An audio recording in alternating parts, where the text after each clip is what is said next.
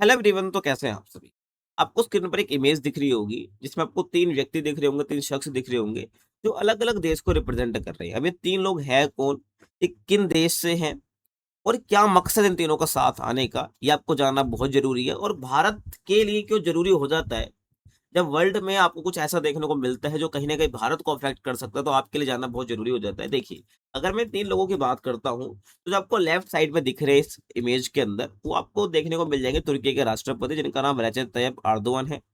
आपको जो बीच में देखने को मिल रहे हैं, सऊदी अरब के क्राउन प्रिंस मोहम्मद बिन सलमान हैं। और जो आपको राइट साइड पे देखने को मिल रहे हैं, वो तो सब जानते ही हो, पाकिस्तान के प्रधानमंत्री हैं शहबाज शरीफ। अब ये क्या है, मक्का में तीनों एक साथ आए हैं, किसी मकसद के साथ आए हैं बेसिकली। इन्होंने बेसिकली क्या करा है, सुरक्षा को बढ़ाने के लिए, आपसी सुरक्षा को बढ़ाने के लिए, सहयोग को बढ़ाने के लिए उन्हें एक समझौता करा है, जिसका नाम क्या है भाई, मक्का जॉइंट डिफेंस पैक्ट। जो कि सिद्धांत पर काम करता है कि अगर एक पर हमला होगा मतलब तीनों पर हमला।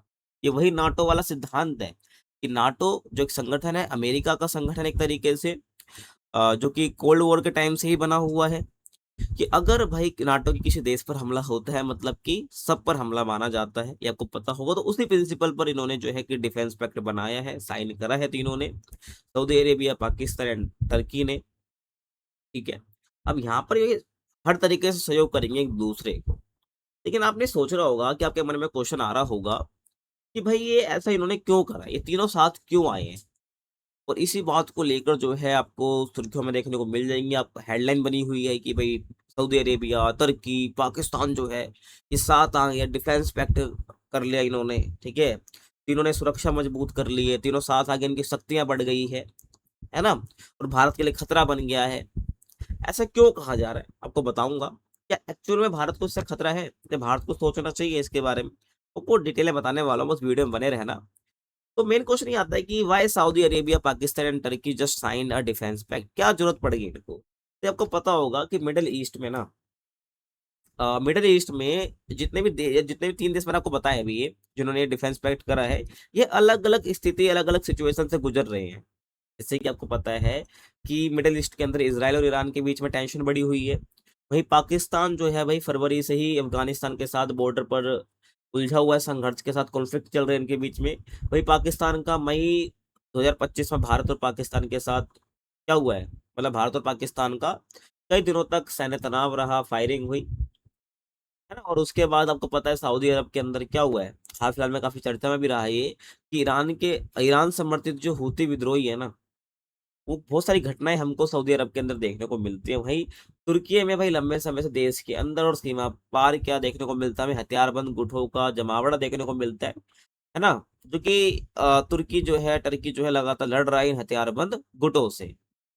और इज़राइल के साथ भी टर्की के जो रिलेशन है कुछ ज़्यादा अच्छे नहीं चल रहे हैं, बल्कि टेंशन बढ़ते जा रही है। तो ऐसे माहौल में तीनों देशों ने अपनी सैन्य क्षमता और सहयोग को मजबूत करने के लिए कदम उठाया कि हम साथ आते हैं, एक-दूसरे की रक्षा करेंगे, एक-दूसरे का साथ देंगे। क्योंकि तीनों मुस्लिम कंट्री आपको पता है, और तीनों की अलग-अलग खासियत है कहीं न कहीं, जिनके बारे में आपको पता होना चाहिए। अगर मैं बात करूँ पाकिस्तान की, तो देखिए पाकिस्तान के पास लंबा युद्ध का अनुभव रहा है। उसके पास ऐसी सेना है ना? जिसके पास युद्ध का अनुभव रहा है और बड़ी मात्रा में हथियार है पाकिस्तान के पास, और परमाणु हथियार भी है। और आपको पता पता होना चाहिए कि पाकिस्तान मुस्लिम बहुल देशों में इकलौता ऐसा देश है जिसके पास परमाणु हथियार है, अगर हम मुस्लिम कंट्री की हम बात करते हैं। अब सऊदी अरब की बात करूँ तो ये बहुत बड़ी आर्थिक ताकत है, जो इस तरह के सैन्य सहयोग को पैसा दे सकता है, दूसरी मदद दे सकती है। ये ध्यान आपको रखना है, ठीक है?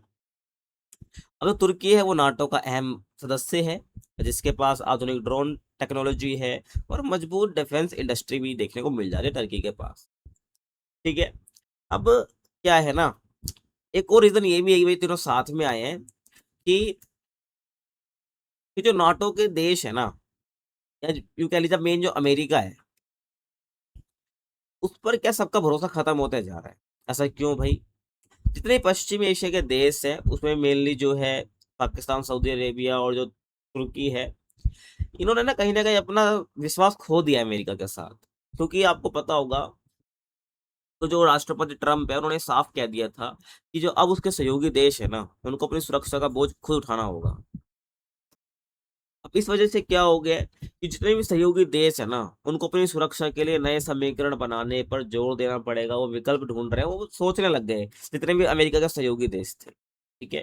और इसके अलावा जो मिडिल ईस्ट के कई देश, उनका मानना है कि अमेरिका की जो क्षेत्र नीति में इसराइल सबको सबसे ज्यादा प्राथमिकता दी जा रही है बाकी देशों के मुकाबले। तो ऐसे में सऊदी अरब समेत कई देश अब सिर्फ अमेरिका पर निर्भर रहने के बजाय अपना क्षेत्रीय रक्षा गठजोड़ मजबूत करने की रणनीति अपना रहे हैं। मतलब कि जो क्षेत्रीय देश है वो आपस में एक साथ आने की कोशिश कर रहे हैं, जिसमें से हमें पहला डिफेंस पैक्ट तो देखने को मिल जाता है पाकिस्तान, सऊदी अरब और तुर्की तुर्की के बीच, है ना। तो अब इससे आप ये देखिए, अगर मान लीजिए भारत और पाकिस्तान की लड़ाई होती है, तो कहीं ना कहीं जो है सऊदी अरब और तुर्की भी उसका साथ देंगे। और पहली बात, जब अभी फिलहाल फिलहाल में जो है भारत और पाकिस्तान की जब लड़ाई हुई थी, तो जो तुर्की है वो कहीं ना कहीं ड्रोन से जो है मदद कर ही रहा था पाकिस्तान की। तो वो खैर अनऑफिशियली कर रहा था, बट अभी ऑफिशियली भी हो गया कि अगर हम एक पे हमला करते हैं तो तीनों पर हमला माना जाएगा। ठीक है। अगर मैं आपसे बात करूं कि जो मक्का जॉइंट डिफेंस पैक्ट है ना, इसमें मुख्य बातें क्या हैं, तो देखिए, पहला तो यही है कि एक सिद्धांत पर ये बना है कि किसी एक पर हमला होता है तो उन उसे तीनों देशों पर हमला माना जाएगा।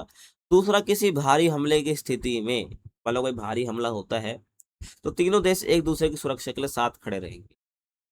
अगले क्या बात रही भाई समझौते की, सैन्य तालमेल और रक्षा सहयोग को और मजबूत किया जाएगा भाई। सैन्य तालमेल को बढ़ाएंगे हम तीनों देशों के बीच में, और रक्षा सहयोग को बढ़ाएंगे।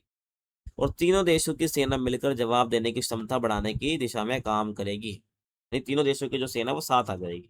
और आतंकवाद और दूसरे सुरक्षा खतरों से निपटने में सहयोग करेंगे। अब बताओ कितनी आयरनी है यहाँ पर कि जो पाकिस्तान जैसा देश जो खुद आतंकवाद समर्थक है, और वो इस समझौते में ऐसी बात रखते हैं, मतलब कि जो आतंकवाद है और जो दूसरे सुरक्षा खतरे हैं उससे निपटने में सहयोग करेंगे तीनों देश आपस में। हाँ, तो यहाँ पर एक आयरनी देखने को मिलती है पाकिस्तान की, है ना। ये कुछ झलक है जब ये तीनों आपस में मिलते हैं और मक्का में मिलते हैं, ठीक है, वहां पर इस समझौते पर हस्ताक्षर करते हैं। अब ये देखिए कि क्या जो मुस्लिम देश है ना, उनका नया नाटो बन रहा है ये।